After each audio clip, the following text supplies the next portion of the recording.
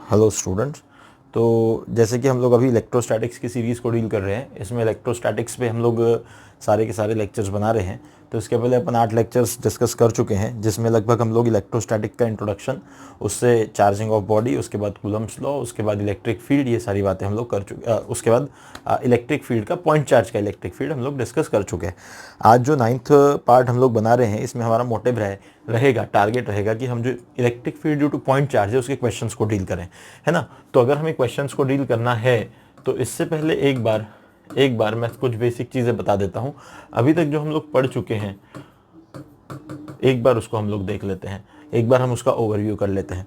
तो हम लोगों ने क्या किया था, अभी तक हम लोगों ने एक पॉइंट चार्ज की इलेक्ट्रिक फील्ड देखी थी सबसे पहली बात। और पॉइंट चार्ज की जो इलेक्ट्रिक फील्ड होती है, ये आपको पता है, पॉइंट चार्ज की जो इलेक्ट्रिक फील्ड होती है, जैसे फॉर एग्जांपल अपन यहाँ पे एक प्लस क्यू चार्ज ले लें, यहाँ पे कोई पॉइंट पी ले लें। अगर ये आर दूरी पर हमने कोई पॉइंट पी लिया है तो इस पे इलेक्ट्रिक फील्ड का डायरेक्शन अवे होगा, क्योंकि ये पॉइंट चार्ज है पॉजिटिव, इसलिए अवे होगा। और साथ में निगेटिव अगर होता तो हमें पता है कि वो इलेक्ट्रिक फील्ड का डायरेक्शन टुवर्ड्स दी चार्ज होता।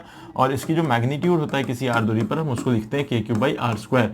और साथ ही साथ हम लोगों ने इसके अलावा ये भी डिस्कस किया था कि इसका यूनिट क्या होता है। तो इलेक्ट्रिक फील्ड का यूनिट आपने देख रखा है, न्यूटन पर कूलम होता है। उसके डायमेंशंस के बारे में भी हमने बात कर रखी है। तो ऑलरेडी कुछ बेसिक चीज़ें हम लोग इलेक्ट्रिक फील्ड को लेकर कर चुके हैं। अब आप सिर्फ एक बात को ध्यान रखना है इस लेक्चर में कि जो पॉजिटिव चार्ज है इससे इलेक्ट्रिक फील्ड हमेशा अवे होती है, नेगेटिव चार्ज जो होता है उससे हमेशा इलेक्ट्रिक फील्ड टुवर्ड्स होती है। और इलेक्ट्रिक फील्ड का जो मैग्नीट्यूड होता है किसी आर दूरी पर किसी क्यू चार्ज के कारण, वो होता है K Q upon R square. आपको ये बात को ध्यान रखना है, बहुत अच्छे से ध्यान रखना है। एक तो डायरेक्शन और इसका एक तो मैग्नीट्यूड, ये बातें आपको ध्यान रखनी है। और आपको एक चीज ध्यान रखनी है, वो है definition of electric field. Definition of electric field आपको क्या समझाती है भाई? डेफिनेशन ऑफ इलेक्ट्रिक फील्ड क्या है, तो आपको थोड़ा सा समझना पड़ेगा।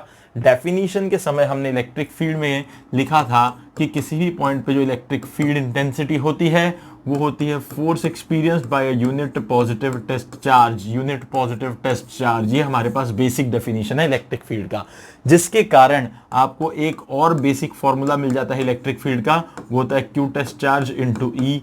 यानी फोर्स के लिए अगर हम लिखना चाहें तो Q इंटू ई लिख सकते हैं, या E लिखना चाहें तो F अपॉन Q लिख सकते हैं, है ना। इस बेसिक बात को आपको ध्यान रखना है, ये बहुत ही इंपॉर्टेंट बात है। अगर ये बात आपके दिमाग में क्लियर है तो आपको एक चीज और बताई गई थी पिछले ही लेक्चर में। अगर ये इलेक्ट्रिक फील्ड है, ये कोई एक्सटर्नल यूनिफॉर्म इलेक्ट्रिक फील्ड है, यहाँ पे अगर हमने कोई तो भी पॉजिटिव चार्ज रखा है तो ये पॉजिटिव चार्ज के ऊपर जो फोर्स लगेगा that will be in the direction of electric field.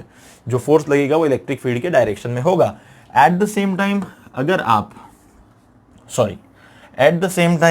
आप यहां इलेक्ट्रिक फील्ड के अंदर कोई नेगेटिव चार्ज को रखते हैं तो उस केस के लिए नेगेटिव चार्ज जब आएगा तो ये इलेक्ट्रिक फील्ड का डायरेक्शन है, तो जो इस पे फोर्स होगा, इस नेगेटिव चार्ज पे फोर्स होगा, वो इलेक्ट्रिक फील्ड के डायरेक्शन से अपोजिट होगा। इन दो बातों को बहुत अच्छे से ध्यान रखें। ये लास्ट जो लेक्चर था, वीडियो लेक्चर, उसमें हम लोग डिस्कस कर चुके थे। तो कुछ मेन मुद्दे की बातें ध्यान रखें।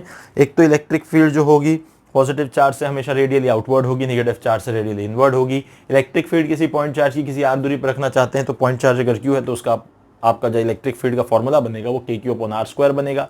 इलेक्ट्रिक फील्ड की बेसिक डेफिनेशन जो है वो ये कहती है कि भाई electric field is defined as the force experience by unit positive test charge. So ये एफ अपॉन क्यू हो जाएगा, तो यहाँ से एक रिलेशन और मिल जाएगा।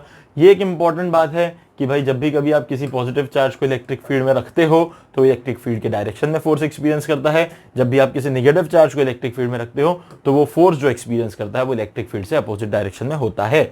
इन बेसिक बातों को अगर हम ध्यान रखें तो इन बेसिक बातों को लेकर अब हमारा जो अगला टारगेट है वो है हमें क्वेश्चंस पे डिस्कस करना है, हमें क्वेश्चंस डील करने हैं। सो हम लोग अब एक हेडिंग डाल देंगे, that is questions based on electric field.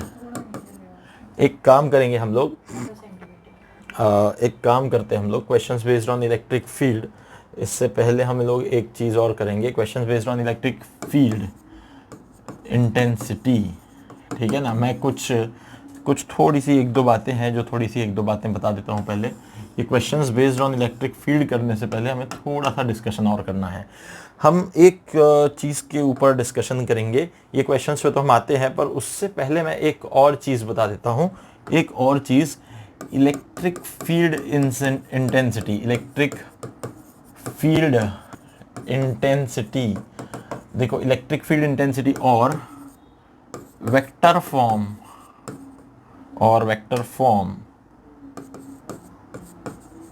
Of electric field और vector form of electric field, हमें क्या डिस्कस करना है? देखो इलेक्ट्रिक फील्ड इंटेंसिटी और vector form of electric field, simple चीज है। Again electric field is a vector quantity, last class में ये बात हम लोग डिस्कस कर चुके हैं, तो उसका वेक्टर फॉर्म भी होगा। मैं क्वेश्चंस पे आने से पहले उसके वेक्टर फॉर्म के अंदर जाता हूं, ठीक है। तो आपको सिंपल सी एक चीज पता है कि भाई अगर कोई पॉजिटिव चार्ज है, उससे किसी r दूरी पर कोई पॉइंट P है, इस पॉइंट P पर अगर आपको इलेक्ट्रिक फील्ड का मैग्नीट्यूड निकालना है, if it is Q charge, ठीक है, तो इस Q चार्ज पे आपको अगर इलेक्ट्रिक फील्ड निकालना है तो directly you can write KQ upon R square, this is nothing but the magnitude of electric field due to a point charge. But what about the direction?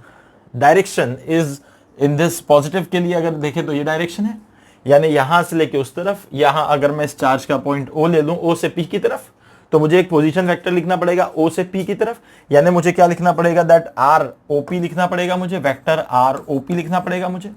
अब मैं ROP जो है, अगर मैं इस मैग्नीट्यूड में डायरेक्शन लगाना चाहता हूं तो डायरेक्शन देता है भाई यूनिट वेक्टर, डायरेक्शन देता है unit vector, therefore electric field intensity vector E।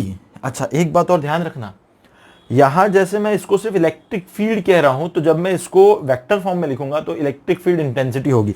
देखो कई क्वेश्चंस में क्या होता है, ये शब्द यूज किया जाएगा, electric field intensity, calculate the electric field intensity.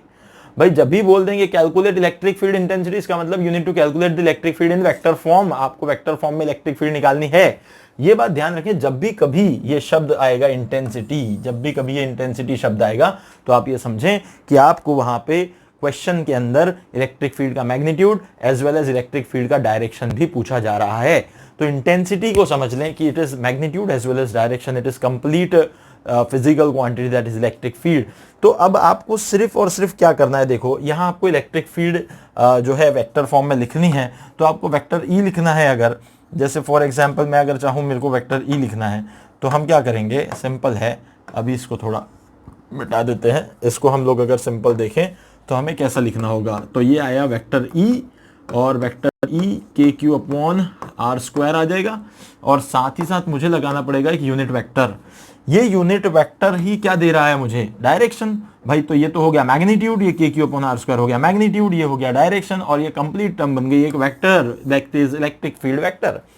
पर अब ये बात है कि भाई ये यूनिट वेक्टर तो हम फॉर्मूले में लिख नहीं सकते, तो इस यूनिट वेक्टर को हमें क्या लिखना पड़ेगा, यूनिट वेक्टर होता है vector divide by its magnitude, vector divide by its magnitude. आप इस यूनिट वेक्टर को उठाएं और यहां रख दें, तो आपके पास इलेक्ट्रिक फील्ड क्या आ जाएगी, इलेक्ट्रिक फील्ड आपको मिल जाएगी, that is electric field vector E is equal to KQ upon R square into vector R upon R। तो ये तो मैग्नीट्यूड है, R स्क्वायर इंटू R, तो R क्यूब हो जाएगा। तो यहां से इलेक्ट्रिक फील्ड वेक्टर फॉर्म में आ जाएगी KQ upon R cube into vector R।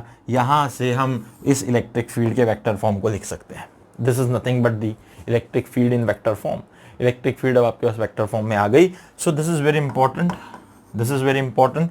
जब भी कभी इलेक्ट्रिक फील्ड इंटेंसिटी पूछी जाए तो आप वेक्टर फॉर्म में इलेक्ट्रिक फील्ड निकालेंगे। जब भी कभी सिंपल इलेक्ट्रिक फील्ड की बात हो रही है तो आप simple KQ by R square उसके मैग्नीट्यूड से उसे कैलकुलेट कर सकते हैं। One more thing I just want to tell you कि सबसे पहले जब भी आप किसी क्वेश्चन को डील कर रहे हैं तो जो चार्जेस वहां दिए हुए हैं उन चार्जेस के मैग्नीट्यूड पे जो साइन जैसे लगा हुआ है, जैसे पॉजिटिव चार्ज है या कोई नेगेटिव चार्ज है, तो पॉजिटिव चार्ज से हमेशा अवे की तरफ इलेक्ट्रिक फील्ड होती है। तो जिस भी पॉइंट पे आपको इलेक्ट्रिक फील्ड निकालनी वहां से एक सीधी लाइन ड्रॉ कर दो। उस लाइन पे अगर पॉजिटिव चार्ज है तो दूर की तरफ एरो बना दो, वो इलेक्ट्रिक फील्ड का डायरेक्शन होगा, और अगर वो नेगेटिव चार्ज है तो पास की तरफ एरो बना दो, वो इलेक्ट्रिक फील्ड का डायरेक्शन होगा। कहीं भी for example if this is some point Q and कोई पॉइंट दिया है आपको A, यहां कोई पॉइंट दिया है आपको B, आपसे पूछा जा रहा है बताओ भाई A पे इलेक्ट्रिक फील्ड कैसे दिखाओगे, तो आपको कुछ नहीं करना है, इस चार्ज से A तक लाइन जोड़ देनी है, एक एरो लगा देना है, क्योंकि ये पॉजिटिव चार्ज है तो अवे। आपको B पे पूछा जाए तो B तक एक लाइन जोड़ देनी है, एरो लगा देना, ये आ गई आपके पास इलेक्ट्रिक फील्ड। और जो B पॉइंट तक की दूरी है वो डिस्टेंस R ले लेंगे, और जो यहाँ A पॉइंट तक की दूरी है वो डिस्टेंस कुछ R A ले लेंगे, इस वाले को RB ले लेंगे। KQ अपॉन R ए का स्क्वायर लगाएंगे तो ई ए मिल जाएगा, के क्यू अपॉन आर बी का स्क्वायर मिल जाएगा तो के क्यू अपॉन आर बी का स्क्वायर लगा देंगे तो इलेक्ट्रिक फील्ड एट बी मिल जाएगा। तो ये बहुत बेसिक बातें हो गई। इसके बाद यहाँ इस फिगर में आपको ये एरो से डायरेक्शन भी मिल रहा है और के क्यू अपॉन आर ए का स्क्वायर लिखेंगे तो ये आपको मैग्नीट्यूड भी मिल रहा है। अगेन ये डायरेक्शन भी मिल रहा है और के क्यू अपॉन आर बी का स्क्वायर लिखेंगे तो यहाँ पे मैग्नीट्यूड भी मिल रहा है। बहुत सिंपल चीज़ें हैं। यहाँ पॉइंट चार्ज की इलेक्ट्रिक फील्ड के बारे में हमने बात कर ली है। अब हमारा टारगेट है इसके क्वेश्चंस को डील करना, ठीक है। तो यहाँ तक ये बातें आप साथ में पेन और पेपर लेके बैठें। पेन और पेपर लेके इसलिए बैठना ज़रूरी है क्योंकि आप जो भी चीज़ें यहाँ लिखी जा रही हैं उसे नोट डाउन करते जाएँ, साथ साथ नोट डाउन करें। और नोट डाउन करने से आपको ये फायदा होगा कि बाद में आप फ्यूचर रेफरेंस के लिए कभी भी उसको यूज़ कर सकते हैं। दूसरी एक इंपॉर्टेंट चीज़ ये होगी कि आप अगर ये वीडियो कहीं भी पॉज करके देखना चाहें तो आप देख सकते हैं, वहाँ पे आप उस पॉइंट को और अच्छे से क्लियर कर सकते हैं। इसमें हमने बार बार ये भी कहा है कि आप कमेंट करें, कमेंट करके डिस्कस करें। आपको जो भी क्वेश्चंस आपके दिमाग में कोई क्वेरी आती है तो आप वो डिस्कस कर सकते हैं। अब इसके बाद यहाँ से आगे जब हम बढ़ें तो हमारा टारगेट है, now we need to deal with the questions based on electric field. Now questions based on electric field बहुत ही बढ़िया टॉपिक है ये और बहुत ही इसको मज़ा आता है सॉल्व करने में। इसको अगर हम लोग देखें तो थोड़ा सा इसको नीचे कर लेते हैं, ठीक है। Questions based on electric field ये बहुत ही बढ़िया टॉपिक है, मज़ा भी आएगा इसको सॉल्व करने में आपको। और क्वेश्चंस को अब हम डील करते हैं। तो सबसे पहले ना मैं बहुत बेसिक सा क्वेश्चन लेता हूँ, ठीक है। बहुत बेसिक सा क्वेश्चन एक लेता हूँ, find electric field intensity, find electric field intensity. थोड़ा सा इसको इधर लिख लेते हैं, find electric field intensity at point A. A के लिए हमारे पास कोऑर्डिनेट है 1 2 3 if 10 microcoulomb charge is placed on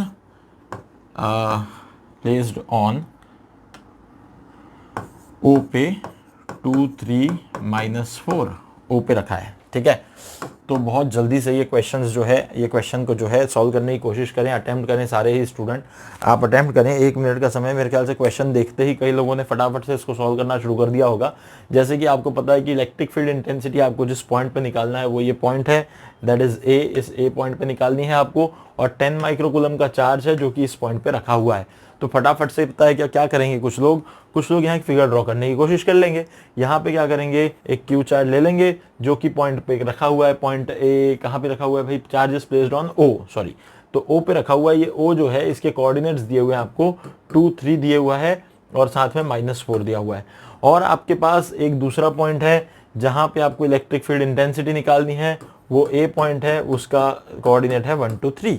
तो आपको ये वाले चार्ज से इस तरफ पॉजिटिव चार्ज, इसलिए इस तरफ इलेक्ट्रिक फील्ड मिलेगी टुवर्ड्स द पॉइंट ए। आप बहुत ही आसानी से यहाँ से एक पोजीशन वेक्टर ROA कैलकुलेट कर सकते हैं। ROA निकालना है तो आप सब ये जानते हैं, ROA वेक्टर यानी होता है final coordinates minus initial coordinates. Initial यानी जहाँ चार्ज रखा है उसको लेंगे, फाइनल यानी वहाँ जहां आपको इलेक्ट्रिक फील्ड निकालनी है उसको लेंगे। तो फाइनल माइनस इनिशियल यानी ए के कोऑर्डिनेट्स माइनस ओ के कोऑर्डिनेट्स, इसका मतलब 1 - 2 यानी क्या हो जाएगा, -i कैप।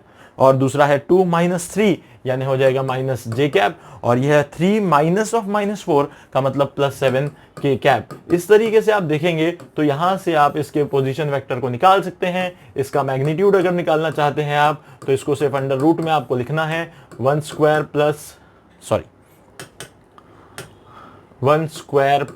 -1 का स्क्वायर, ये भी -1 का स्क्वायर रहेगा वैसे यहाँ पे इसका कोएफिशिएंट, +7 का स्क्वायर। तो अगर आप देखें तो 1 स्क्वायर यानी 1 स्क्वायर यानी 1, 7 का स्क्वायर 49 + 2 यानी कि √51, ये इसकी वैल्यू आती है। अब आप फटाफट से इलेक्ट्रिक फील्ड को वेक्टर फॉर्म में लिखना चाहते हैं एट पॉइंट ए, तो आप क्या करेंगे, फटाफट से k की वैल्यू रख देंगे, k यानी 9 × 10⁻⁹, q की वैल्यू रख देंगे, q कितना था आपके पास 10 माइक्रोकूलम। तो 10 माइक्रोकूलम का मतलब होता है 10 × 10⁻⁻⁶ और r स्क्वायर नहीं होगा अब तो r³ हो जाएगा क्योंकि हम वेक्टर फॉर्म में लिख रहे हैं। r³ यानी क्या हो जाएगा, √51 का क्यूब हो जाएगा वहां पे, इनटू वेक्टर r यानी क्या हो जाएगा। तो मैं थोड़ा इस तरफ आ जाता हूं, या फिर एक काम और कर सकते हैं, हमारे पास तो अब टेक्निक है, टेक्नोलॉजी है, हमारे को सरकने की ज़रूरत नहीं पड़ेगी। हम एक काम करेंगे, इसको इधर सरका लेंगे, क्या दिक्कत है, ठीक है।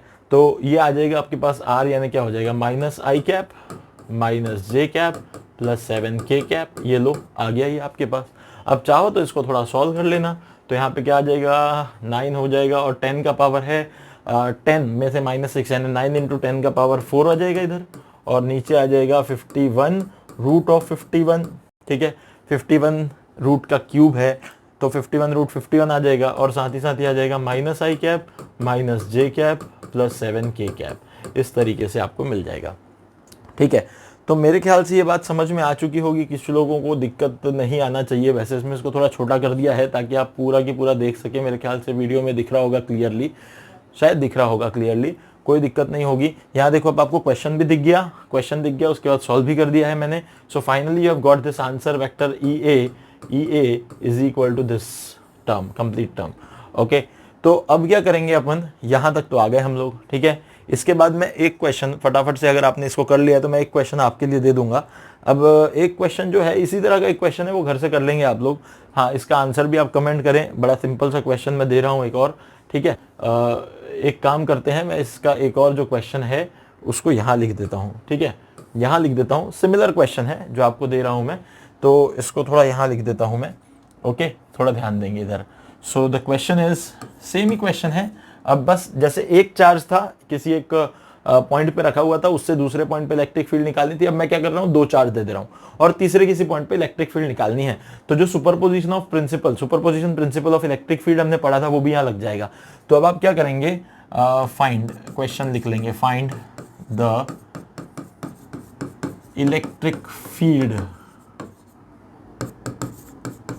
Intensity at point O 2 3 4, at point O, ये कोई पॉइंट O है 2 3 4, due to the charge Q1 equal to 10 microcoulomb at A -1 2 3 and Q2 equal to 20 microcoulomb at B -2 -4 -3, ठीक है। So this is the question for you. I hope कर पाओगे, This is micro. Wait. This is microcoulomb. इसको अच्छे से लिख देते एक बार। This is 10 microcoulomb. Okay. This is the question for you. I think it is visible. Okay. So कुछ भी नहीं है. Find the electric field intensity at a point 0 2 3 4 due to the charge Q1 10 microcoulomb and at A -1 2 3 and Q2 20 microcoulomb at B -2 -4 -3. अगर आप समझ पा रहे हैं इस बात को, तो मेरे हिसाब से मैं एक सिंपल आपको एक फिगर बना के दे देता हूँ। यहाँ पे एक सिंपल फिगर बना के दे देता हूँ। आपके पास एक Q1 चार्ज है जो कि आपके पास A पॉइंट पे है, आपके पास -1 2 3, ये आपके पास A पॉइंट के कोऑर्डिनेट हैं, और यहाँ पे Q1 चार्ज है, कितनी वैल्यू है आपको पता है। यहाँ एक B पॉइंट है जिसका कोऑर्डिनेट है आपके पास में -2 -4 -3, और इसके ऊपर जो चार्ज बैठा हुआ है वो Q2 है।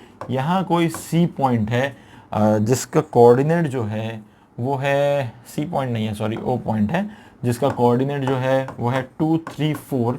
और अब आपका टास्क क्या है, आपका टास्क ये है कि भाई पहले तो यहाँ से यहाँ का पोजीशन वेक्टर निकाल लो, यानी एक RAO निकालो, फिर एक RBO निकालो, ठीक है। Q1 Q2 आपको पता है, आपको इलेक्ट्रिक फील्ड निकालनी है अगर O पॉइंट पर, तो electric field intensity at O will be sum of electric field intensity due to A, wait,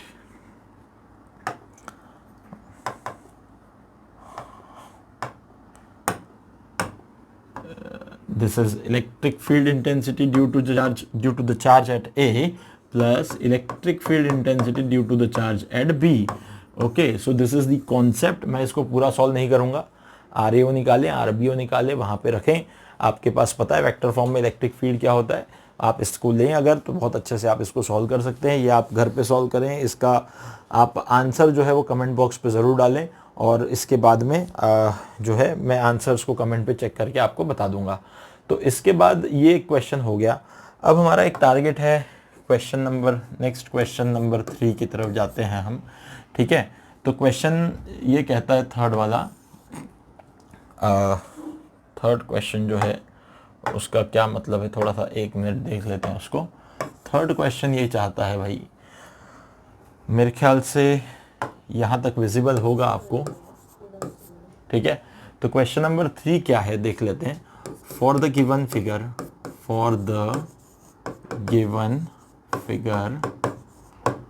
find the location on line AB at which the electric field is zero। अब आपको थोड़ा सा यहाँ पे हम थोड़ा सा एनिमेशन करते हैं, थोड़ी सी अलग चीज़ें करते हैं, ठीक है। हमारे पास अभी कुछ सुविधाएं हैं इसको लेकर, तो हम इसका यूज़ करते हैं। लेट अस से this is line AB, okay, and let us say this is wait,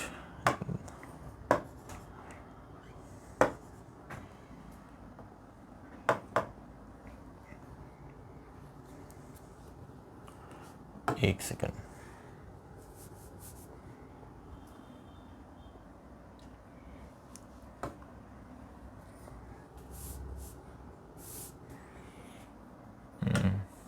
थोड़ा सा इसे, हाँ, तो इसको हम लोग एक काम करते हैं,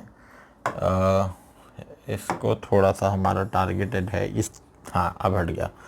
तो इसको हम लोग अगर देखें तो देखो, this is our line AB and this is that point A, you can say this is line AB, okay, and this is some point, और इसमें हमारे पास एक +Q चार्ज है और यहाँ पे हमारे पास एक +4Q चार्ज है, ठीक है। यहाँ पे भी प्लस साइन लगा देता हूँ, और यहाँ इनके बीच की जो दूरी है ये दी हुई है D। ये लाइन AB बहुत बड़ी सी लाइन है, ठीक है। अब आपसे पूछा जा रहा है कि इस लाइन AB पर देखो, अपन ना इसका क्वेश्चन, इस तरह का क्वेश्चन कूलम्स में भी कर चुके हैं, है ना। तो अपन ने कूलम्स लॉ के समय पे क्या किया था कि अपन ने देखा था भाई कि तीसरे चार्ज को कहाँ रखे ताकि सारा सिस्टम इक्विलिब्रियम पे, अगर थोड़ा याद आता होगा, इस तरह का कॉन्सेप्ट पे बेस्ड हम लोग क्वेश्चन कर चुके हैं। अब यहाँ पे भी वही चीज़ है, बस यहाँ पे इलेक्ट्रिक फील्ड को जीरो देखना है आपने, और ये लाइन AB है आपके पास, इतनी बड़ी लाइन AB है, इसमें या तो देखो इस +Q चार्ज के उस तरफ इलेक्ट्रिक फील्ड जीरो हो सकती है, या तो +Q 4Q के बीच में हो सकती है, या तो 4Q के इस तरफ हो सकती है। तो आपको बहुत जल्दी से फटाफट से ये सोचना है कि सबसे पहले ऐसा पॉइंट कहाँ हो सकता है, Q के उस तरफ, Q और 4Q के बीच में, या 4Q के इस तरफ। आपको सबसे पहली चीज ये सोचनी है। तो फटाफट से इस पे सोचना शुरू करें कि भाई ये कहाँ हो सकती है। ऐसी बात, अगर सबने क्वेश्चन लिख लिया होगा, थोड़ा सा मैं इसको सरकाता हूं ऊपर, इसको हम लोग फ्रेम में ले आते हैं बीच में, ताकि हम इस पे अच्छा काम कर सकें। अब हम इस पे बात करेंगे, इस पे डिस्कशन करेंगे। तो मेरे हिसाब से आपके पास सफिशिएंट समय मैंने दिया था, आपने शायद इस पे सोच लिया होगा। थोड़ा सा अपन क्या करते हैं देखो, और अपने पास इस बार अभी अब क्या है, ये जब हमने बोर्ड ले लिया है, थोड़ा अलग से डिफरेंट बोर्ड ले लिया है, तो हमारे पास कैसे बहुत सारी चीज़ें हैं, टूल्स हैं यूज़ करने के लिए। बट अभी फ़िलहाल हम लोग बहुत ज़्यादा यूज़ टू नहीं हुए इसके साथ, तो थोड़ा सा समय लगेगा। शायद 2 4 5 वीडियोस के बाद हम लोग इसको बहुत अच्छी तरह यूज़ करना शुरू कर लेंगे। तो चलो देखते हैं। अब हम सोचते हैं कि यहाँ कहीं पॉइंट अगर देखा जाए, यहाँ कहीं पॉइंट अगर लिया जाए इस लाइन पे, तो क्या इस पॉइंट पे हमें इलेक्ट्रिक फील्ड जीरो मिल सकती है क्या? तो हमें सोचना पड़ेगा कि भाई जो +Q है, +Q से इस तरफ आ जाएगा, अवे की तरफ इलेक्ट्रिक फील्ड आ जाएगी, क्योंकि पॉजिटिव चार्ज है, और +4Q है तो उससे भी इस पॉइंट पे अवे ही होगी। और ये दोनों इलेक्ट्रिक फील्ड जब सेम डायरेक्शन में होगी तो यहाँ पे कभी भी E जो है वो जीरो नहीं हो सकता, कभी भी E जो है वो जीरो नहीं हो सकता। ये बात हमें समझनी पड़ेगी। जब यहाँ E जीरो नहीं हो सकता है तो हमें अब कोई दूसरा पॉइंट ढूंढना पड़ेगा। हमारे पास अब कोई दूसरा ऑप्शन सोचना पड़ेगा क्या हो सकता है। ठीक है, थोड़ा लाइट कलर लेते हैं। ओके, अब हमें सोचना पड़ेगा दूसरा पॉइंट क्या हो सकता है।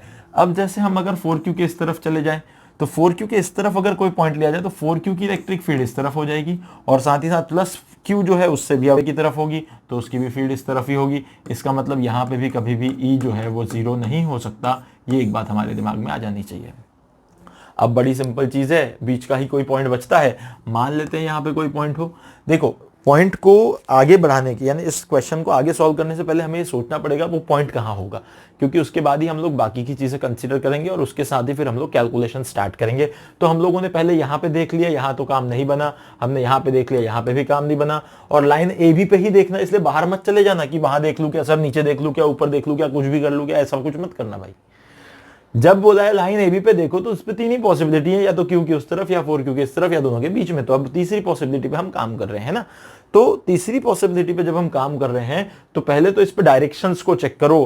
क्यू जो है प्लस क्यू जो है इसका है डायरेक्शन इधर, और इसको हम लिख देते हैं this is the electric field due two plus Q charge, और जो 4Q है उससे होगा अवे, यानी होगा इधर, this is the electric field due to 4Q charge. यहां देख सकते हो आप कि दोनों ही इलेक्ट्रिक फील्ड के डायरेक्शन है अपोजिट, यानी ये कंडीशन हो रही है क्लियर कि जब डायरेक्शन अपोजिट होंगे इलेक्ट्रिक फील्ड के तो वो दोनों एक दूसरे को कैंसिल कर सकती हैं, यानी वहां नेट फील्ड जीरो हो सकती है। इसका मतलब एट दिस पॉइंट P हम कह सकते हैं कि जो ई नेट है वो जीरो हो सकता है, E net at point P जो है वो जीरो हो सकता है। अब हम इसको देखते हैं भाई, जीरो होता है तो कैसे होता है। तो सबसे पहले हम छोटे q से कुछ x दूरी पर इस P पॉइंट को अज्यूम कर लेते हैं, तो आपको पता चल जाएगा कि ये वाली जो दूरी 4Q से होगी, ये वाली दूरी 4Q से जो होगी वो कुछ तो भी 4Q से जो दूरी होगी वो कितनी होगी, एक सेकेंड, ठीक है। तो अगर हम देखें तो ये 4Q से दूरी, इसको हम d-x कहते हैं, this is from 4Q, okay.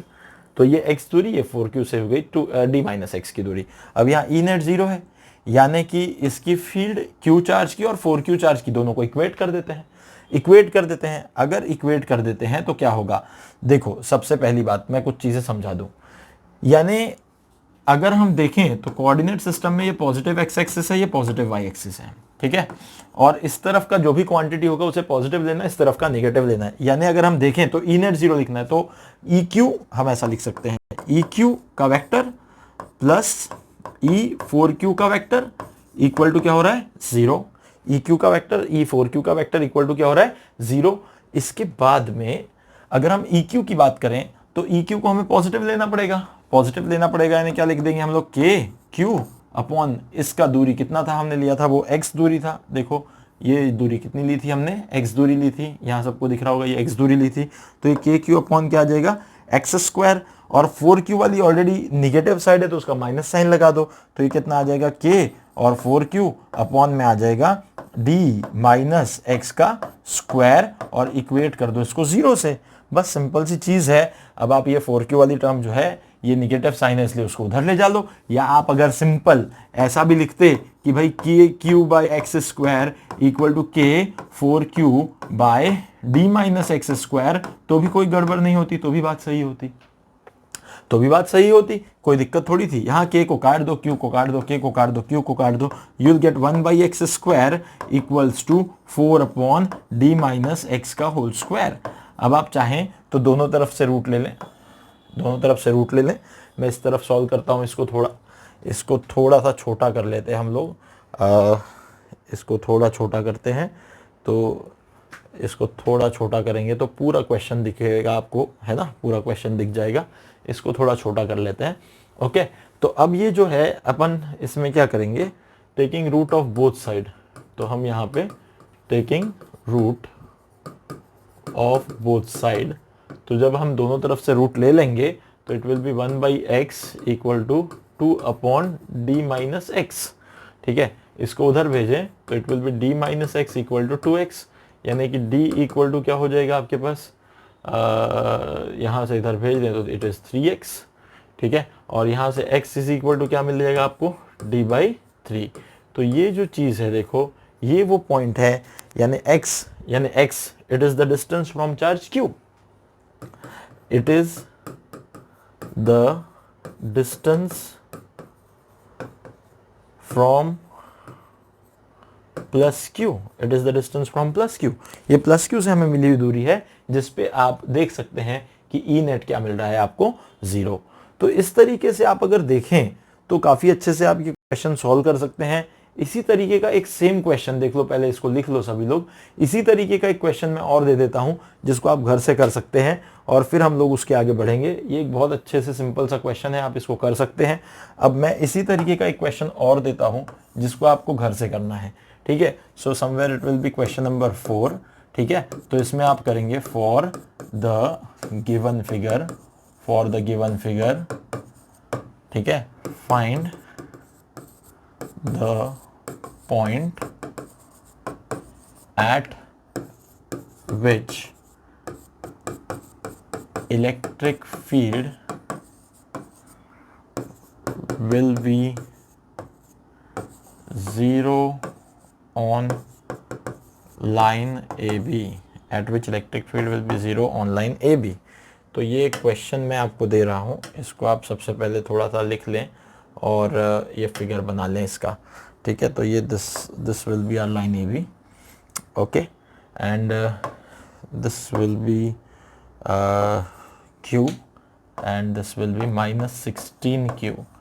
अब भाई देखो, एक क्यू चार्ज है, एक माइनस में है ना, और ये इनके बीच की अगेन दूरी डी है। अभी ये हमारे पास लाइन ए बी है हमारा, ठीक है। अगेन आपको ए बी लाइन पे ही वो पॉइंट ढूंढना है, ठीक है। So how you can do this, how you can solve this question, you have to think over it। अभी वही बात है, कॉन्सेप्ट वही है कि इस क्यू के उस तरफ, दोनों क्यू के बीच में, या इस क्यू के इस तरफ, यही कॉन्सेप्ट है। पर हाँ, पिछले क्वेश्चन में प्लस थे दोनों चार्जेस, पॉजिटिव चार्जेस थे, यहाँ एक प्लस है एक माइनस है।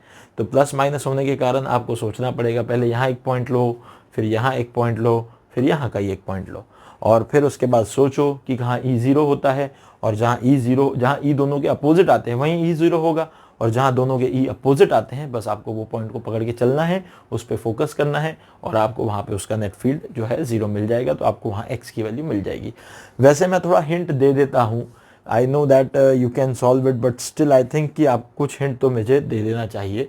क्वेश्चन सबने लिख लिया होगा, बड़ा सिंपल सा है। मैं थोड़ा सोच, यानी हम लोग एक कॉन्सेप्ट लेके इसको थोड़ा सा बिल्डअप कर लेते हैं, तो थोड़ा सा आप ये सुन लें क्या होगा, ठीक है। सबसे पहली बात, ए को अगर आप सोचोगे, ए क्यू के इस तरफ के पॉइंट को अगर आप सोचोगे, तो इस पे आप देख लें, तो ये प्लस क्यू है, इसके कारण जो है इधर की तरफ इलेक्ट्रिक फील्ड आ जाएगी प्लस क्यू, और ये -16 क्यू है, तो 16 वाले के लिए टूवर्ड्स होगी, यानी ये इधर होगी।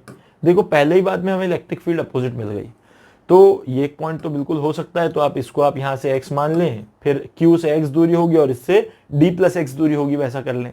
अब दूसरे पॉइंट्स भी चेक कर लेते हैं भाई, दूसरे पॉइंट्स भी चेक करते हैं, पर सोचना पड़ेगा कि ये होगा या नहीं होगा, या कोई दूसरा होगा, सोचना पड़ेगा। इसमें थोड़ा ट्विस्ट है, देख लेते हैं। यहां पे अगर आप देखोगे तो यहां -16 क्यू के कारण आ रही है टूवर्ड्स, यानी ये आ रही है इलेक्ट्रिक फील्ड। पर अगर देखोगे तो जो क्यू है, प्लस क्यू है, उसके कारण आई है अवे। अब यहां पे ये आ रही है 16 क्यू के कारण, और ये आ रही है क्यू के कारण, पर अपोजिट तो मिल रहे हैं। पर क्या यहां ई नेट 0 हो सकता है? ये एक सोचने वाली बात है। देखोगे तो 16 क्यू अपने आप में बड़ा चार्ज है, सिर्फ मैग्नीट्यूड वाइज, हाँ, डायरेक्शन तो हम लोग ले ही चुके हैं मैग्नीट्यूड वाइज, और क्यू एक छोटा चार्ज है। और इस पॉइंट से 16 क्यू पास है, पास होता है तो फील्ड ज्यादा होती है, पास होता है तो फील्ड ज्यादा होती है। चार्ज भी बड़ा और पास भी है तो उसकी फील्ड तो ज्यादा होगी, और ये चार्ज भी छोटा है और दूर भी है, दूर है तो फील्ड कम होगी। क्या कभी भी इसकी फील्ड इसको इक्वल कर पाएगी? नहीं कर पाएगी। इसलिए यहां पे ई नेट जो होगा वो 0 नहीं होगा, ई नेट यहां 0 नहीं होगा। अगला क्वेश्चन आता है, फिर क्या सर यहां होगा क्या? हाँ, क्यों? क्योंकि देखो, यहां से अब इसकी दूरी, इस छोटे चार्ज की दूरी कम, तो छोटे चार्ज की फील्ड बड़ी, और इस पॉइंट से इस बड़े चार्ज की दूरी ज्यादा, तो दूरी ज्यादा तो फील्ड छोटी। यानी यहां कहीं ऐसा हो सकता है कि इसकी फील्ड इसके बराबरी की हमें मिले इस तरफ। बात फिर आती सेंटर की। कोई पूछे सेंटर में क्या होगा सर? कोई दिक्कत नहीं, सेंटर पे सोचो। तो यहां पे अगर इस प्लस क्यू के लिए देखोगे तो इधर आ जाएगी electric field, this is the electric field due two plus Q. और 16 क्यू के लिए देखोगे तो भी टूवर्ड्स ही आएगी। दोनों फील्ड देख लो यहां ऐड हो रही है। यहां ई नेट जो है वो 0 कभी हो ही नहीं सकता, नॉट इक्वल टू 0। ये तो कंडीशन आ गई। तो जो अप्रोप्रिएट पॉइंट है वो यही होगा, अप्रोप्रिएट पॉइंट यही होगा। वहां पे आपको दोनों की फील्ड लिख के इक्वेट करना है, एक्स की वैल्यू निकालनी है। आई थिंक अब ये कर सकते हैं आप लोग, बहुत सिंपल सी चीज़ है, ठीक है। तो यहाँ तक आ गए। इसके बाद अभी हमारे पास और भी कुछ क्वेश्चंस हैं, मैं आपको कुछ क्वेश्चंस और बताता हूँ जो हम लोग कर सकते हैं, ठीक है ना। तो इसको हम लोग देखते हैं, एक बहुत अच्छा क्वेश्चन है, इसको हम लोग देखते हैं। इसको यहाँ से थोड़ा सा मैं इसको यहाँ से हम लोग थोड़ा सा नॉर्मल साइज में ले आते हैं, ठीक है। ठीक है, अभी यहाँ से आगे बढ़ते हैं, ठीक है। तो ये हमारे पास नॉर्मल साइज का हो गया बोर्ड अभी। अब हम यहाँ से आगे एक क्वेश्चन और लिखते हैं, ठीक है। यहाँ पे एक क्वेश्चन है, मैं लिख रहा हूँ। इस क्वेश्चन के लिए थोड़ा सा सोचेंगे। So this is the question. यहाँ पे लिखा है due to given system of charges, due to given system of charges the force experienced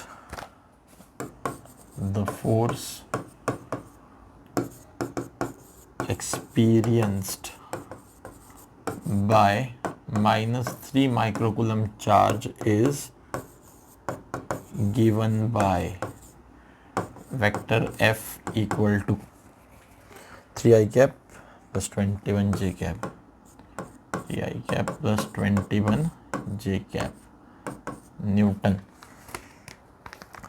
ठीक है। Okay, find experience by -3 microcoulomb the electric field, find the electric field intensity eight the point, find the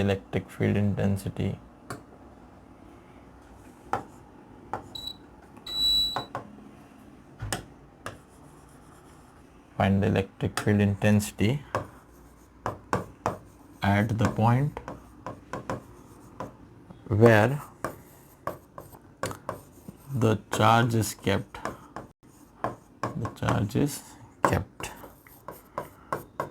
ठीक है। सो एक काम है, ये तो question लिख दिया मैंने। ये एक सिस्टम ऑफ चार्जेस है, एक Q1 है, Q2 है, Q3 है ना। यहाँ पे एक पॉइंट है जो है -3 माइक्रोकूलम, ठीक है। ये एक पॉइंट है -3 माइक्रोकूलम, और इसके ऊपर जो फोर्स लग रहा है that is given as vector F equals to 3i cap plus 21 J cap. इतना फोर्स ये एक्सपीरियंस कर रहा है। तो ये जो सिस्टम ऑफ चार्जेस है इनके, तो आपसे पूछा जा रहा है भाई find the electric field intensity, sorry, आपसे पूछा जा रहा है find the electric field intensity. आपसे इलेक्ट्रिक फील्ड इंटेंसिटी पूछी जा रही है at the point where the charge is kept, यानी इस पॉइंट पर आपसे इलेक्ट्रिक फील्ड इंटेंसिटी पूछी जा रही है। तो वहां पे फोर्स दिया हुआ है आपको, ई पूछ रहे, इलेक्ट्रिक फील्ड इंटेंसिटी पूछ रहे, यानी वेक्टर फॉर्म में पूछ रहे। तो आपके पास सिंपल सा कॉन्सेप्ट क्या कहता है भाई, वेक्टर एफ जो होता है it is equals to Q into E होता है। तो आपके पास वहां फोर्स भी है, वहां का चार्ज भी है, देयरफॉर वेक्टर ई कितना हो जाएगा, so it will B vector F upon Q, so it will B vector F is what 3i cap plus 21 J cap upon में आ जाएगा Q, यानी -3 इंटू 10 का पावर माइक्रो में है। तो इसको हम लोग यहाँ पे एक काम करते हैं, इसको हम यहाँ पे माइक्रो में ही रहने देते हैं, ठीक है। तो -3 माइक्रोकूलम, ठीक है, ये न्यूटन में दिया है, हम यूनिट्स बाद में लिख लेंगे, ठीक है। तो इसको हम यहाँ से क्या लिख सकते हैं, वेक्टर E इक्वल टू, इसको लिख सकते हैं 3 से 3 कट जाएगा, यानी बचेगा i कैप, थोड़ा इसको ऊपर ले जाते हैं, ठीक है, और साथ में फिर क्या आ जाएगा, और प्लस 7 जे कैप, ठीक है, और ये जो है ये आ जाएगा न्यूटन पर माइक्रोकूलम में। न्यूटन पर माइक्रोकूलम में चाहूँ तो मैं उसका माइक्रो का 10⁻⁶ लगा सकता हूँ। यहाँ एक सेकंड, एक चीज़ और है, माइनस साइन बाहर लिखना होगा हमें, ठीक है, ये माइनस साइन आ जाएगा ना ऊपर, तो पूरा माइनस साइन लिखना पड़ेगा। तो ये हमारे पास इलेक्ट्रिक फील्ड आ गई। चाहे तो हम ये 10⁻⁻6 ऊपर ले जाके 10⁻6 लिख सकते हैं। आप चाहो तो इसको ऐसा भी लिख सकते हो, इसको ऐसा लिख सकते हो माइनस में आई कैप और +7 जे कैप और इसका आ जाएगा इंटू 10⁻6 और वहाँ आ जाएगा यूनिट न्यूटन पर कूलम। ठीक है, तो आप ऐसा भी लिख सकते हो, कोई बड़ी चीज़ नहीं है। Either you can write in this way और you can write in that way, so it is okay. ठीक है, अब यहाँ तक अगर आप आ गए हैं, इसको अगर आपने देखा है, तो मेरा नेक्स्ट पार्ट इसी क्वेश्चन में एक है, यहाँ तक अगर आ गए हैं तो अब ये इलेक्ट्रिक फील्ड तो हमें देखो, यहाँ थोड़ा सा ध्यान देंगे कि ये जो इलेक्ट्रिक फील्ड हमने निकाली है उसको देने के लिए जिम्मेदार ये सिस्टम ऑफ चार्जेस है, ये सिस्टम ऑफ चार्जेस है। अगर मैं, क्वेश्चन ये है कि अगर मैं इधर बैठा हुआ ये 3 माइक्रोकूलम -3 माइक्रोकूलम के चार्ज को हटा के वहां कोई दूसरा चार्ज रखूं, क्या इस सिस्टम की इलेक्ट्रिक फील्ड चेंज हो जाएगी या फोर्स चेंज हो जाएगा? क्वेश्चन क्या है, सोचो। अभी भाई इलेक्ट्रिक फील्ड मैंने निकाली, ये इलेक्ट्रिक फील्ड -3 माइक्रोकूलम की है या इस सिस्टम ऑफ चार्ज की? पहले सोचो। तो ये सिस्टम ऑफ चार्ज की इलेक्ट्रिक फील्ड है। फोर्स क्यों आ रहा है? फोर्स किस पे आ रहा है? तो फोर्स आ रहा है इसकी इलेक्ट्रिक फील्ड जब ये चार्ज एक्सपीरियंस कर रहा है तो इतना फोर्स आ रहा है। पर मैंने क्या किया, अब इस -3 माइक्रोकूलम को रिप्लेस करके कोई दूसरा चार्ज लगा दिया, मान लो 5 माइक्रोकूलम लगा दिया। तो अगला क्वेश्चन है, क्या इलेक्ट्रिक फील्ड सिस्टम की फिर भी सेम रहेगी? ठीक है, पहला क्वेश्चन ये है कि क्या इलेक्ट्रिक फील्ड फिर भी सिस्टम की सेम रहेगी, और दूसरा क्वेश्चन ये है कि फोर्स अब जो 5 माइक्रोकूलम मैंने रखा है वो कितना एक्सपीरियंस करेगा। तो एक काम करते हैं हम लोग, क्या करते हैं, इसको थोड़ा सा इसको थोड़ा सा क्वेश्चन को बनाते हैं, क्वेश्चन को यहाँ लिखते हैं कि भाई in the previous question, in the previous question, if the -3 microcoulomb charge, if the -3 microcoulomb charge, एक सेकेंड है ना, अरे ये भी चला गया, आ जाएगा, चलो। Previous question, -3 microcoulomb charge is replaced by 5 microcoulomb, will the electric field intensity change? Will the electric field intensity change? Also find the force experienced by the 5 microcoulomb charge at that point,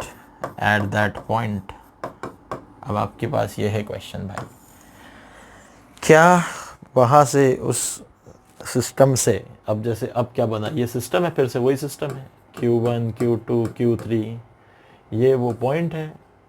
यहाँ आपके पास अब 5 microcoulomb charge आ चुका है, जो electric field था उसका, electric field जो था वो इलेक्ट्रिक फील्ड अभी तो वही है।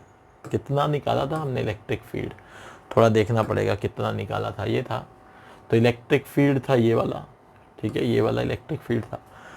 अब क्वेश्चन ये है, थोड़ा मैं इसको थोड़ा छोटा करता हूँ ताकि पूरा आ जाए एक साथ, है ना, दिख रहा है, विजिबल तो होएगा ये। तो अब क्वेश्चन ये है कि यही इलेक्ट्रिक फील्ड सिस्टम का क्या अभी भी इस पॉइंट पे मिलेगा मुझे? पहला क्वेश्चन, आइदर यस और नो। और दूसरा क्वेश्चन है कि अब ये जो चार्ज है ये कितना फोर्स एक्सपीरियंस करेगा भाई, क्या वो पहले जितना ही एक्सपीरियंस करेगा? तो इसको थोड़ा सोचें क्या हो सकता है। बहुत सिंपल चीज पूछ रहा हूं मैं, इलेक्ट्रिक फील्ड क्या ये बदले हुए चार्ज के कारण आई है? इलेक्ट्रिक फील्ड क्या बदले हुए चार्ज के कारण आई है? खुद से क्वेश्चन पूछो। इलेक्ट्रिक फील्ड तो सिस्टम के कारण आई है और सिस्टम तो चेंज नहीं हुआ, इसका मतलब जो इलेक्ट्रिक फील्ड है वो यही रहने वाली है, वो चेंज नहीं होने वाली है। पर जो फोर्स होता है वो फोर्स होता है वेक्टर F = Q × E। वो फोर्स उस चार्ज पे निर्भर करता है जिस पे हम जिसके ऊपर हम फोर्स निकालना चाह रहे हैं, तो यहाँ तो अब वो पहले वाला -3 रह गया क्या? अब तो नहीं रह गया, अब तो +5 आ गया। तो हमें तो अब ये चार्ज यहाँ पुट करना पड़ेगा, तो क्या फोर्स पहले वाला रह जाएगा? नहीं रहेगा। तो हमें क्या करना होगा, ये इलेक्ट्रिक फील्ड रखो, ये नया चार्ज रखो, तो फोर्स आपको मिल जाएगा।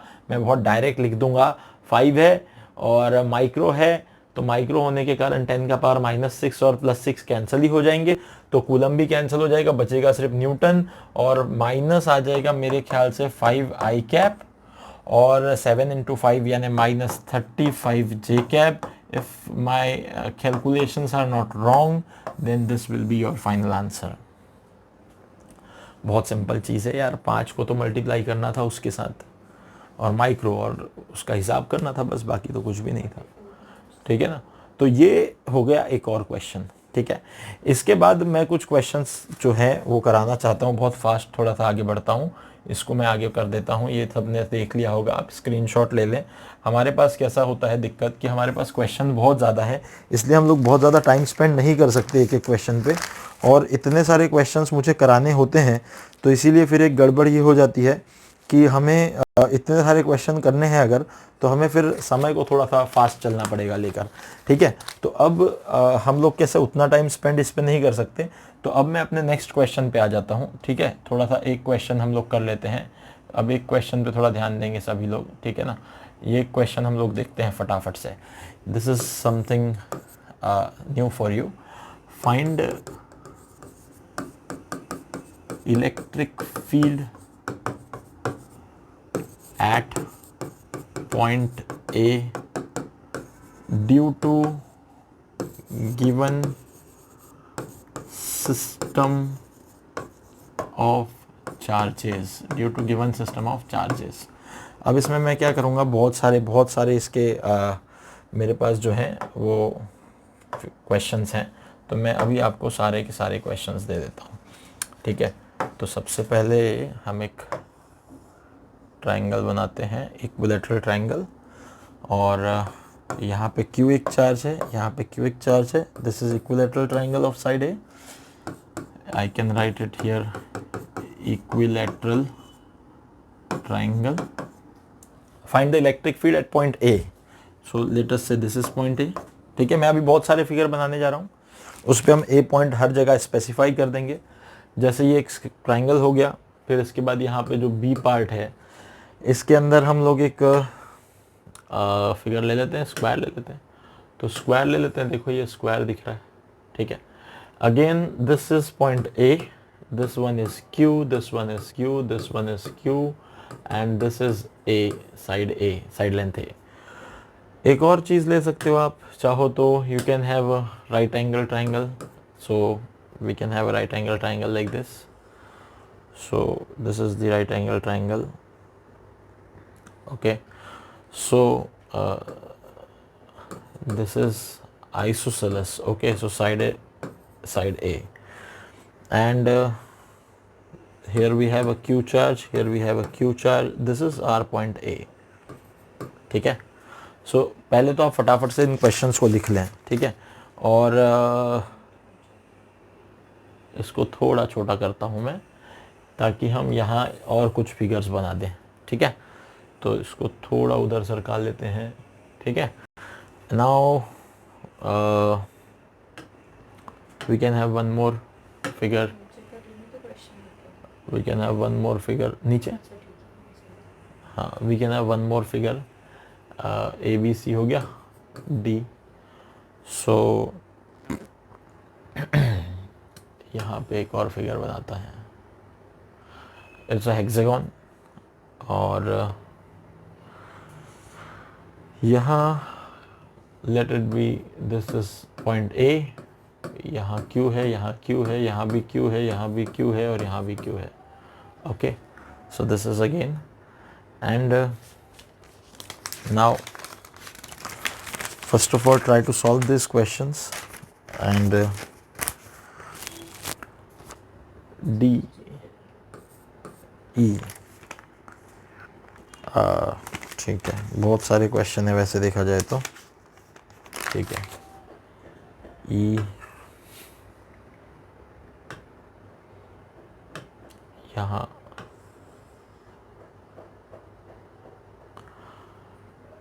यहाँ क्यू, ये क्यू है। अब देखोगे यहाँ थोड़ा सा डिफरेंस क्या आ रहा है, अब चारों कॉर्नर्स पे डाल दिए चार्ज, यहाँ 3 ही कॉर्नर्स पे थे, यहाँ चारों कॉर्नर्स पे, और सेंटर को ए बोल दिया मैंने। ये एक नया टाइप ऑफ क्वेश्चन है, पहले हम लोग इसको डिस्कस करते हैं, इनको डील करते हैं, बाद में आगे बढ़ते हैं, ठीक है। तो सबसे पहले जैसे कि आप लोग देख सकते हैं, यहाँ पे आपने देखा होगा कि हम लोग पहला क्वेश्चन जो था, अभी उसको मैं वहाँ कर देता हूँ ताकि हम इस पर फोकस कर सकें। तो जो पहला क्वेश्चन था, इस पे हमें ए पॉइंट पे इलेक्ट्रिक फील्ड निकालनी थी, है ना। तो अभी अगर अपन सिर्फ इसको फोकस करके चलते हैं तो क्या करते हैं, इसको थोड़ा बड़ा कर लेते हैं, देखो इसको इधर ले जाते हैं, थोड़ा बड़ा कर लेते हैं इसको, ठीक है। अब हमारे पास ए पॉइंट पे इलेक्ट्रिक फील्ड निकालना हमारा टारगेट है। सिंपल है, इक्विलैटरल ट्रायंगल है। आप फिर से थोड़ा सा देखें, पहले तो इलेक्ट्रिक फील्ड को जज करें, भाई इलेक्ट्रिक फील्ड का डायरेक्शन क्या होगा। तो ये पॉजिटिव चार्ज है, एक की तरफ देखोगे तो ये ऐसे इलेक्ट्रिक फील्ड दिखेगी आपको इस तरफ जाती हुई, इसमें कोई दिक्कत नहीं होगी। और साथ ही साथ इस क्यू चार्ज के लिए देखोगे तो ये ऐसे जाते हुए दिख जाएगी, यहाँ से यहाँ तक दिखेगी, है ना। अब हमें सोचना होगा भाई कि ये इलेक्ट्रिक फील्ड जो हैं, ये क्यू चार्ज दोनों सेम है, तो इसका नाम हम लिख देते हैं E इक्वल्स टू, इसके लिए हम लिख देते हैं के क्यू अपॉन नीचे डिस्टेंस यानी ये वाला डिस्टेंस, यानी ए पॉइंट का डिस्टेंस। इक्विलैटरल ट्रायंगल है, तीनों साइड्स इक्वल है, तो ये आ जाएगा ए का स्क्वायर। वैसे यहाँ पे भी अगर हम इलेक्ट्रिक फील्ड लिखें तो ये हो जाएगी के क्यू अपॉन ए का स्क्वायर। आप जान सकते हैं इक्विलैटरल ट्रायंगल है तो ये 60 डिग्री होगा, ये वाला भी 60 डिग्री होगा। आपको पता होगा यहाँ रिजल्टेंट निकालने का क्या तरीका होता है। तो रिजल्टेंट आप कैसे निकाल सकते हैं, ई रिजल्टेंट वो आप अंडर रूट ऑफ लिखेंगे आप E1 का स्क्वायर प्लस E2 का square plus twice E1 E2 cos theta.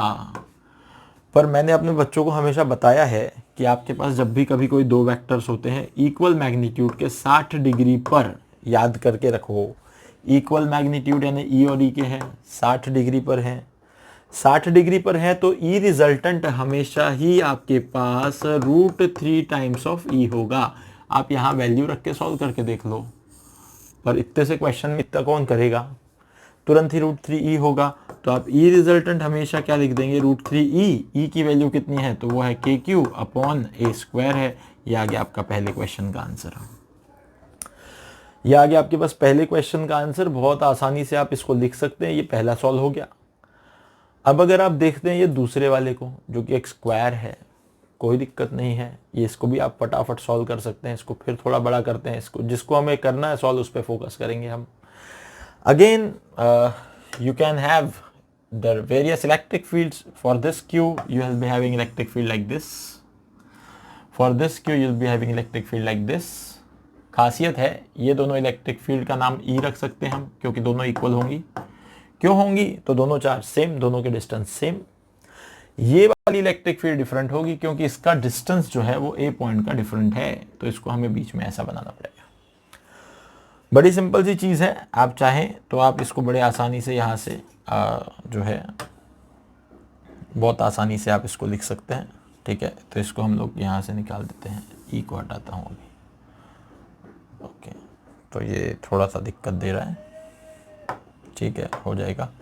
इसको लेते हैं, ये टूल को लेते हैं, ओके। तो अब यहाँ आप अगर देखें तो बहुत आसानी से आप इसको भी ई लिख सकते हैं और इसको भी ई लिख सकते हैं। तो इस वाले की वैल्यू कितनी होगी, तो ये होगा के क्यू अपॉन ए स्क्वायर, ये ए साइड का स्क्वायर है। इसकी भी वैल्यू क्या होगी, तो के क्यू अपॉन ए स्क्वायर।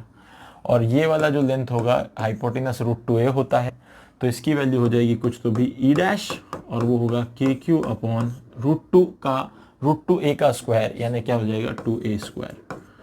अब इन दोनों का रिजल्टेंट क्योंकि इक्वल है तो बराबर 45 डिग्री पे ही आएगा, बराबर 45 डिग्री पे ही आएगा।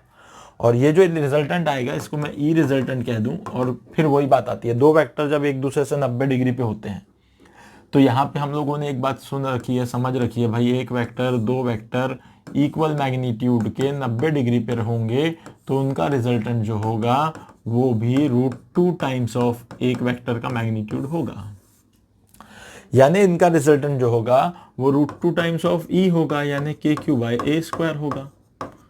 अब एक बात समझ लो कि ई रिजल्टेंट और ई डैश दोनों एक ही डायरेक्शन में, दोनों एक ही डायरेक्शन में, दोनों के बीच का एंगल है 0, तो दोनों को डायरेक्ट जोड़ दो तो जो आपके पास पूरा की पूरा ई आर डैश बनेगा, जो टोटल नेट फील्ड बनेगी ए पॉइंट पर, उसको आप बहुत ही आसानी से लिख सकते हो। वो सिंपल चीज़ क्या हो जाएगी, आप उसको लिख सकते हो।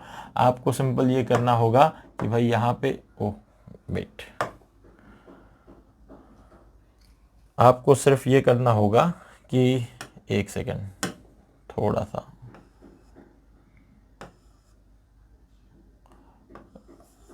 आपको सिर्फ ये करना होगा, जो ई रिजल्टेंट है ए पॉइंट पर, वो इन दोनों का सम हो गया, यानी वो हो गया ई आर प्लस वो हो गया ई डैश, ई आर प्लस ई डैश, यानी सिंपल हो गया ई आर का मतलब देखो के क्यू बाई ए स्क्वायर तो कॉमन है, दोनों में निकाल दो बाहर, के क्यू बाई ए स्क्वायर, और ई आर का वैल्यू एक जो फैक्टर बचेगा वो बचेगा √2 प्लस ई डैश का बचेगा 1/2। ये हो गया आंसर।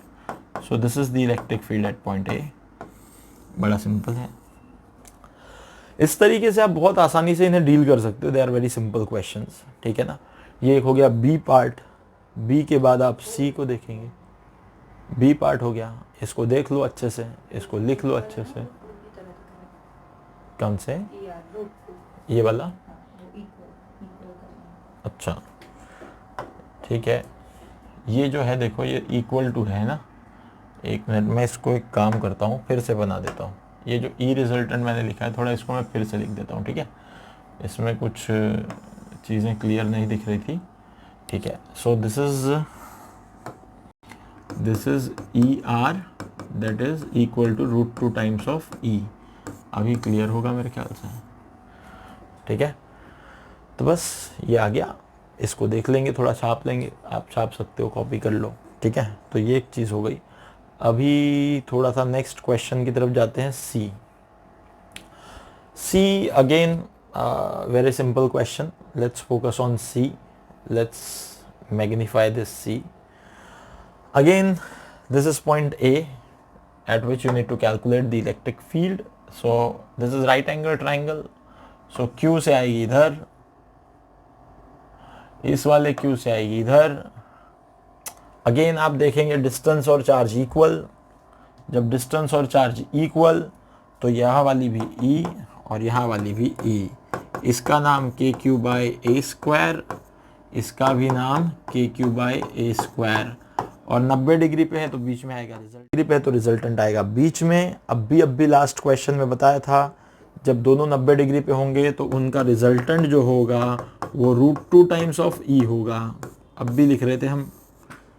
तो अगर ये इतना होगा तो इसका ई रिजल्टेंट बड़े आसानी से आप ओरली बोल सकते हैं, ई की वैल्यू है K Q by A square.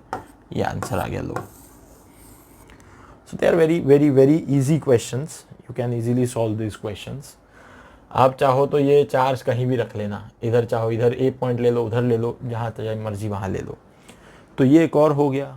फिर इसके बाद अपने पास था, ये था सी के बाद अपने पास है नेक्स्ट क्वेश्चन डी। तो डी क्वेश्चन जो है, इसको हम लोग अगर डिस्कस करें, फिर अब यहाँ 6 चार्जेस आपको दिख रहे हैं। अब ये 6 चार्जेस दिख रहे हैं तो फटाफट से पहले तो आप इलेक्ट्रिक फील्ड को देखें। समझ लें कि अभी हमें यहाँ पे ये जो 6 चार्जेस हैं, इसमें थोड़ी सी एक गड़बड़ है, इसको थोड़ा करेक्ट कर लेता हूँ मैं। वेट, इसको थोड़ा हमें करेक्ट करना पड़ेगा। तो इसमें ऐसा है कि ये वाला, ओके सॉरी, ये जो पॉइंट है, ये पॉइंट ए यहाँ नहीं है, सॉरी, ये पॉइंट ए है यहाँ सेंटर वाला। इसको थोड़ा करेक्शन कर लेते हैं। This is that point A, यहाँ है वो, ठीक है। और यहाँ कोई चार्ज नहीं है, यहाँ हमने कोई चार्ज जानबूझ के नहीं रखा है। इसमें कुछ चीज़ समझाना है, जो चीज़ पता चलेगी अभी। अब ये जो पॉइंट ए है, ये सेंटर है। पहली बात तो मैं इसको थोड़ा सा बाद में ड्रॉ करता हूँ, ठीक है ना। ये पॉइंट ए जो है ये सेंटर है। मान लो कि ए पॉइंट यहाँ सेंटर पे है, तो ये जो सेंटर वाला पॉइंट है, इस पर हमें इलेक्ट्रिक फील्ड देखनी है। तो सबसे पहले आपको एक चीज़ समझनी पड़ेगी, इस क्यू के कारण एक इलेक्ट्रिक फील्ड इस तरफ आएगी और इस क्यू के कारण एक इलेक्ट्रिक फील्ड इस तरफ आएगी। तो देखो अगर, तो ये जो पॉइंट सेंटर वाला पॉइंट है, इस पे ये दोनों इलेक्ट्रिक फील्ड तो कैंसिल हो जाएंगी। इसी तरह से ये जो अपोजिट वाला चार्ज है, ये इससे एक इलेक्ट्रिक फील्ड इस तरफ आएगी और साथ ही साथ इस वाले से एक इलेक्ट्रिक फील्ड इस तरफ आएगी। इसका मतलब फिर से अगेन इस पॉइंट पे देखोगे तो ये दोनों इलेक्ट्रिक फील्ड्स भी कैंसिल हो जाएंगी। इसका मतलब जब भी कभी कोई सिमेट्रिक चार्ज डिस्ट्रीब्यूशन होगा तो हमेशा नेट इलेक्ट्रिक फील्ड हमेशा जीरो मिलेगी। पर देखो अब इसमें दिक्कत यहां आ गई कि ये जो चार्ज है, ये वाला चार्ज, इसकी अगर इलेक्ट्रिक फील्ड को मैं देखूं तो ये इलेक्ट्रिक फील्ड तो यहां मिलेगी मुझे, पर परेशानी ये है कि यहां कोई चार्ज रखा नहीं जानबूझ के, जिसके कारण अब इसको कोई कैंसिल नहीं कर पाएगा। इसका मतलब ये है कि ये चारों इलेक्ट्रिक फील्ड तो कैंसिल हो जाएंगी आपस में, पर ये वाली जो है, ये वाली इलेक्ट्रिक फील्ड कैंसिल नहीं होगी, और इसके लिए हमें लिखना पड़ेगा कुछ ना कुछ इलेक्ट्रिक फील्ड, और वो होगा इस पॉइंट पर। तो ये वाला जो हमने हेक्सागोन लिया है, इसका हम साइड लेंथ ए मान लें अगर, तो ये वाला डिस्टेंस भी ए हो जाएगा, ये वाला डिस्टेंस भी ए होता है हेक्सागोन के लिए। तो यहां जो इस पॉइंट पे इलेक्ट्रिक फील्ड आएगी ई ए, वो आ जाएगी के एक चार्ज के कारण क्यू अपॉन ए का स्क्वायर, ये आ गई हेक्सागोन के लिए। समझ में आती है बात। पर अगर यहां पे भी कोई क्यू चार्ज रखा होता तो इसकी इलेक्ट्रिक फील्ड अपोजिट में आ जाती, तो अपोजिट में आके इसको कैंसिल करती। इसका मतलब सेंटर पे इलेक्ट्रिक फील्ड क्या हो जाती, वो हो जाती जीरो। पर यहां जबकि कोई चार्ज रखा नहीं है, यहां कोई चार्ज रखा नहीं है, इस केस में इलेक्ट्रिक फील्ड आएगी। तो यहां एक बात समझानी थी मुझे कि अगर किसी सब ऑब्जेक्ट के ऊपर सिमेट्रिक चार्ज डिस्ट्रीब्यूशन होगा तो हमेशा उसके सेंटर पे इलेक्ट्रिक फील्ड होगी जीरो। आगे जो क्वेश्चंस दिए हैं ये उन्हीं चीजों को रिप्रेजेंट करते हैं। तो देखो थोड़ा सा इसके आगे बढ़े अगर, तो यहाँ थोड़ा सा आगे बढ़े तो इस क्वेश्चन को देख लो। स्क्वायर वाला क्वेश्चन हमने पहले भी किया है, ये वाला किया है, पर यहाँ चारों जगह चार्ज नहीं थे। यहाँ देखो जरूर चारों उस पर चार्ज रख दिया मैंने। अब आप उस हेक्सागोन से इसको सोच सकते हो, तो यहाँ इसका आंसर क्या होगा, ओरली निकाल सकते हो यार। यहाँ इलेक्ट्रिक फील्ड जो होगा ए पर वो हो जाएगा जीरो, इलेक्ट्रिक फील्ड हो जाएगा ए पर जीरो। अब इसके बाद के कुछ क्वेश्चंस हैं, कुछ क्वेश्चंस क्या, मैं कुछ फिगर्स ही बना देता हूं, थोड़े से इस पे ध्यान रखेंगे, कुछ फिगर्स पे ध्यान रखेंगे। फिगर, एक फिगर्स बनाते हैं, है ना। तो ये सारे देखो एक बार, ये इतने क्वेश्चन हमने कर डाले यहाँ, ठीक है। अभी मैं फटाफट से कुछ फिगर्स बना रहा हूँ। एक्चुअली वो सिमेट्रिक चार्ज डिस्ट्रीब्यूशन के सेंटर पे जो है वो हमेशा इलेक्ट्रिक फील्ड जीरो होगा, उस बात को समझाने के लिए है, ठीक है। तो एक बात अब यहाँ से थोड़ा देखते हैं। मैं यहाँ पे कुछ और फिगर्स बना रहा हूँ, आप ओरली उसके आंसर निकाल सकेंगे, ठीक है। बहुत ही आसानी से आप ओरली उसके आंसर निकाल सकते हैं। जैसे कि मैंने एफ पे ये ले लिया एक चार्ज, ये ले लिया एक, ये क्यू हो गया, ये भी एक क्यू हो गया, ये भी एक क्यू हो गया। इक्विलैटरल ट्रायंगल है ए साइड का, यहाँ पे इसका सेंटर है ए यहाँ पे, ठीक है। एक तो ये हो गया। इसके बाद अगर हम देखें तो यहाँ पे और फिगर्स मैं बना रहा हूँ। यहाँ पे कुछ भी ले लो, एक हेक्सागोन ले लो, एक पेंटागोन ले लो, तो यहाँ से एक हेक्सागोन ले लो, ठीक है। ये हेक्सागोन ले लो, ठीक है। यहाँ पे इसका सेंटर ए मान लो, ठीक है। ये इसको अपन अगर देखें, हेक्सागोन देख पा रहे हो कि सब लोग, है ना। यहाँ पे आप ले लो क्यू, यहाँ पे आप ले लो क्यू, यहाँ पे ले लो क्यू, क्यू ले लो, क्यू ले लो, क्यू ले लो, ठीक है। इसके बाद एक आप पेंटागोन ले लो। अच्छा, किसी किसी को ना दिमाग में ही आएगा कि सर ये तो ठीक है, आपने हेक्सागोन ले लिया, पेंटागोन में कैसे हो जाएगा सेंटर पे जीरो। तो सेंटर पे पेंटागोन आप लो, हेक्सागोन लो, 7 साइड वाला लो, 8 साइड वाला लो, ट्रायंगल लो, हर एक के सेंटर पे यहाँ पे इलेक्ट्रिक फील्ड होगा जीरो, यहाँ पे भी इलेक्ट्रिक फील्ड होगा जीरो, यहाँ पे भी इलेक्ट्रिक फील्ड होगा जीरो, और यहाँ पे भी इलेक्ट्रिक फील्ड होगा जीरो। तो आप ये किसी भी सिमेट्रिक ऑब्जेक्ट के ऊपर इसको लगा सकते हैं।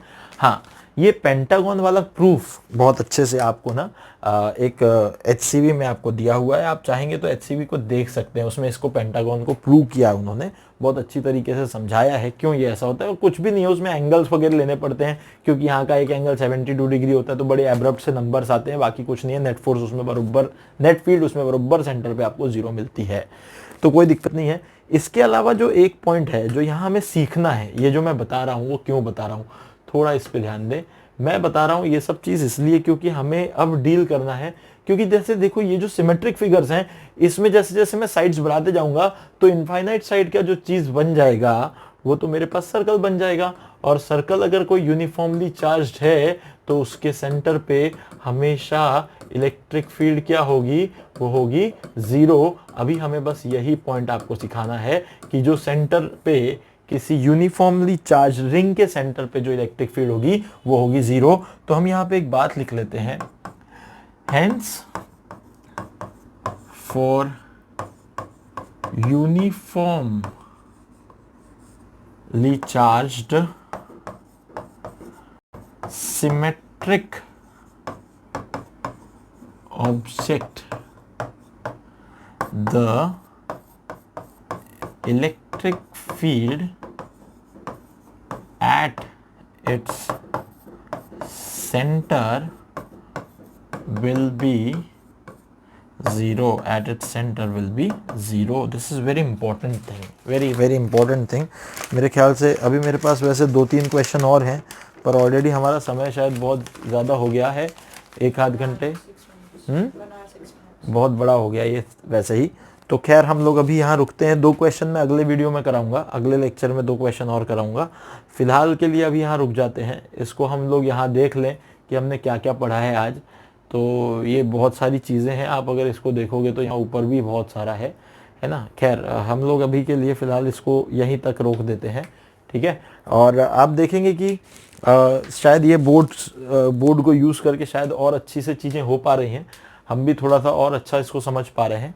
तो नेक्स्ट वीडियो के लिए वेट करें, जल्दी उसे अपलोड करेंगे विद इन अ डे, और उसमें हम लोग इलेक्ट्रिक फील्ड के 2 क्वेश्चन करेंगे। और फिर सबसे इंपॉर्टेंट चीज़ शुरू होने वाली है नेक्स्ट वीडियो से, that is calculation of electric field of extended objects. तो रिंग का इलेक्ट्रिक फील्ड निकालेंगे, डिस्क का निकालेंगे, sphere, solid sphere, hollow sphere, बहुत सारे ऑब्जेक्ट्स का इलेक्ट्रिक फील्ड निकालेंगे। तो अभी यहाँ रुक जाते हैं। Thank you.